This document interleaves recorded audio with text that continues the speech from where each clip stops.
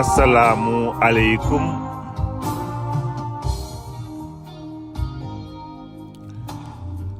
Mbokk yeeg xarit yi maa ngi leen di nuyu bu baax a baax di leen jéggalu ci absence éphéméride démb faute ci ay éléments yu intéressant yi nga xam ni jaroon na def éphéméride ci 19 mai bi 20 mai tey bi ñoo ngi ci fas yéene présenté ñeenti xew-xewu démb xew-xew bi ci jiitu di 20 mai 1957 Sénégal ñëwoon tey di former son premier gouvernement ci cadre autonomie interne bi nga xam ni après loi Gaston Defferre mettoon nañ ko en place gouvernement bi nga xam ni amoon na benn chef de territoire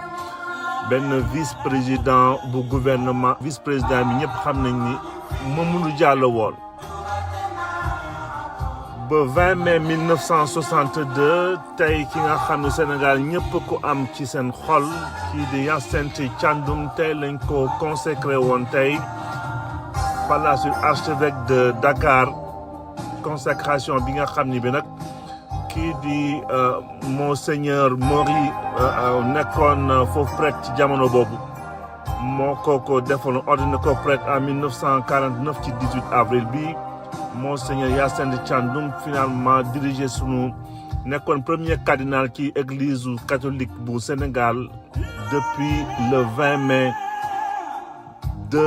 1976 ba bi mu fi wàññeekoo ba ñu ñëw 2 ans plus tard 20 mai 1964 tey la état du Sénégal signé woon benn convention ak compagnie africaine des produits alimentaires di CAPA bi nga xam ni moo engagé woon ci ay délai wu ñetti at fexe ba gérer lépp luy créer ay unité de raffinage yi nga xam ni ñoo doon créé ba ci loolu toll ni ci fanweeri junni tonni suukar ci marché Sénégal bi après ci début année 70 bi nag CAPA finalement mujj woon dénk suukar bi bàyyi suukar bi lii di CSS mu mujjoon jël relais bi CSS donc nekk foofu ci Richard Toll jamono boobu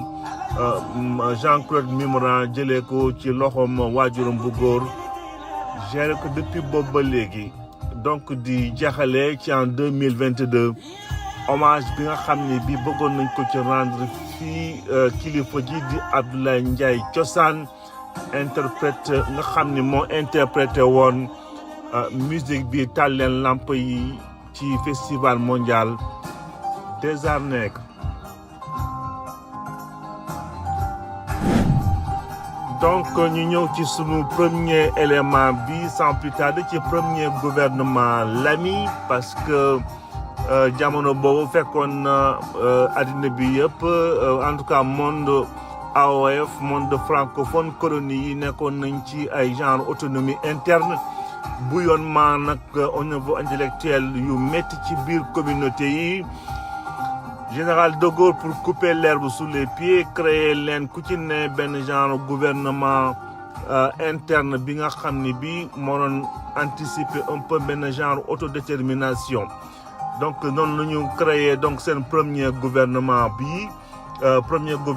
donc kii di Pierre Lamy moo ko dirigé woon nekkoon administrateur colonial moom aussi toggoon ba 1958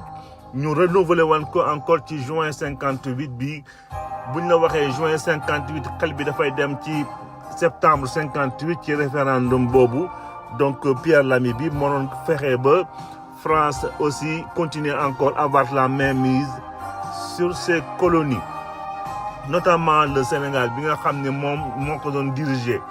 Donc ci 20 mai 58 bi noonu la ñu créé woon benn gouvernement bu restreint ba ci 11 ministres plus Mamadou Dia vice-président ci jamono boobu. Léegi nag donc Senghor nekkul woon ci yooyu yëpp parce que Mamadou Dia vice-président ñëpp gis nañ taxawaayu Valdiodio Ndiaye en tant que ministre de l'intérieur, taxawaay bi nga xam ne bii amoon na ko ci donc moo tax mu dugal ci gouvernement bi aussi gouvernement au 18 juin 58 Valdiodio gis nañ ko ci taxawaay bi nga xam ne bii amoon na ko ci séparation bi nga xam ne bëggoon nañ ko séparer wu ci référendum 1958 bi am indépendance totale et immédiate. Donc gis nañu par la suite ñoom ñaar ñëpp muy Mamadou Dia ak Valdiodio comme nekku ñoon ay pro-français noonu leen écarté ñoom ñëpp pour placer kii di Senghor. Bu ñëwaatee rek ci premier gouvernement boobu bu 20 mai 1957 donc Pierre Lamy forcément nekkoon président du conseil, Mamadou Dia des vice-présidents, Valdiodio dikk ministre de l'intérieur, Latyr Camara ministre de la fonction publique,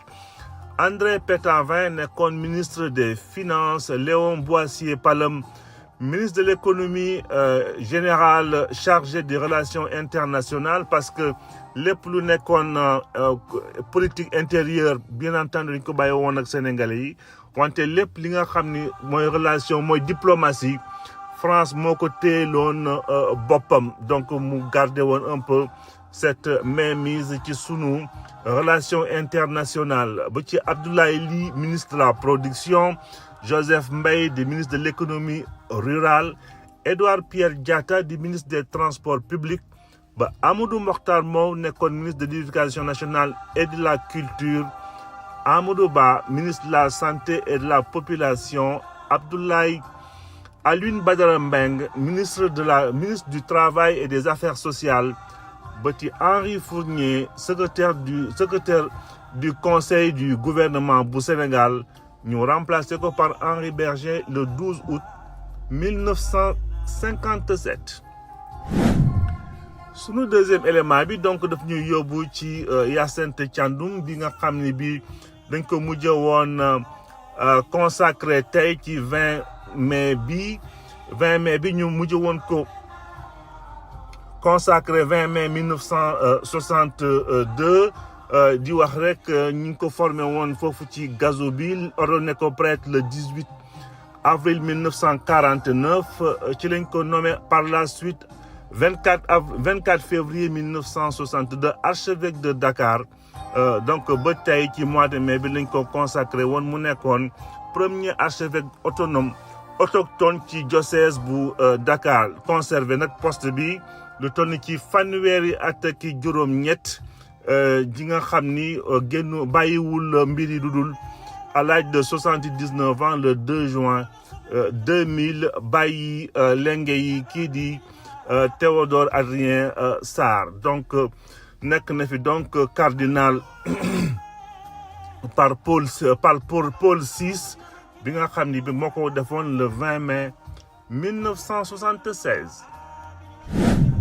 20 mai 1964 tey ñu ñëw ci signature convention bi diggante État du Sénégal ak CAPA di compagnie africaine des produits alimentaires ñëpp ñi ngi fàttaliku ay produits CAPA ci ay jamono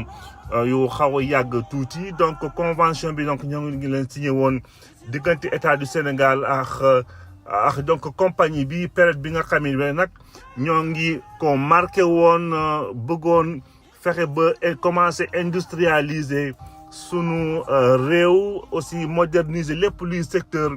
agroalimentaire pour ñu yeggoon ci loolu nag objectif yi moo nekkoon fexe ba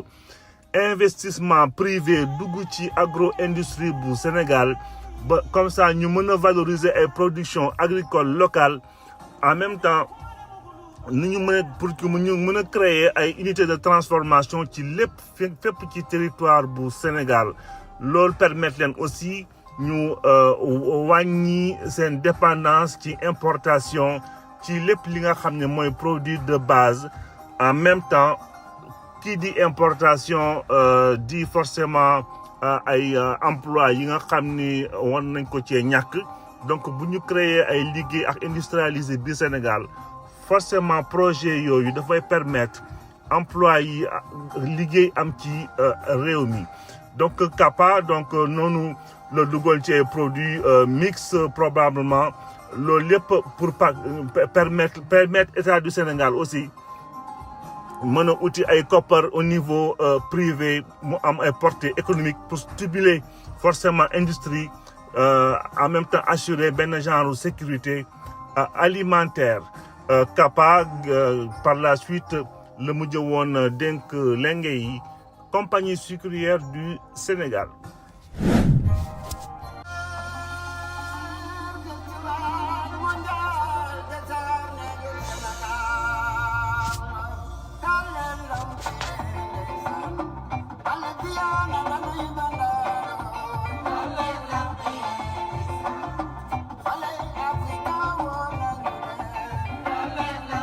donc Sénégal tey di rendre hommage kii di Ablaye Ndiaye Thiossane Ablaye Ndiaye Thiossane ñu ngi koy tuddee aussi le dernier damel du Kayor parce que mi ngi bokk ci Thiès gane si àddina en 1936 ci 3 février bi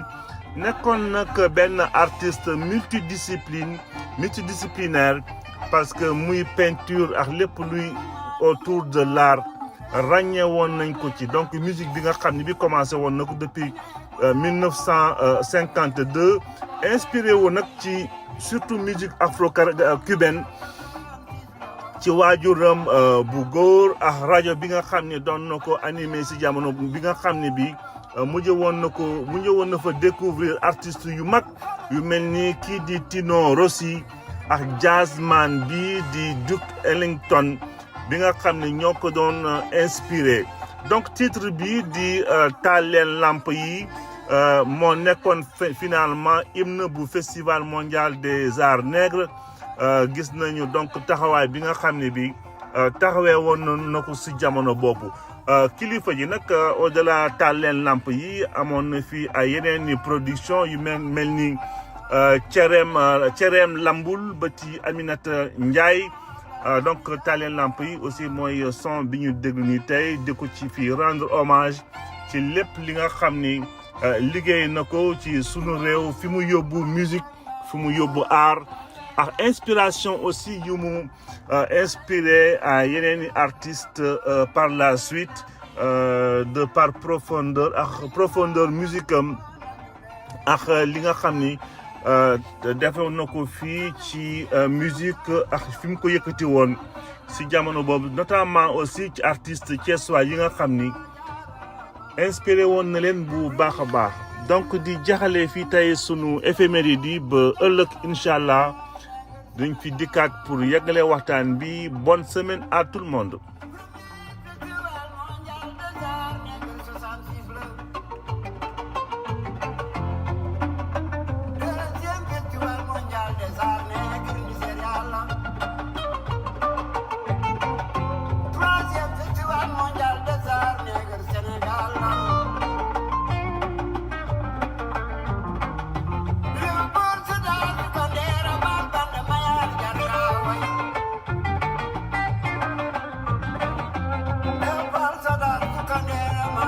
Mayar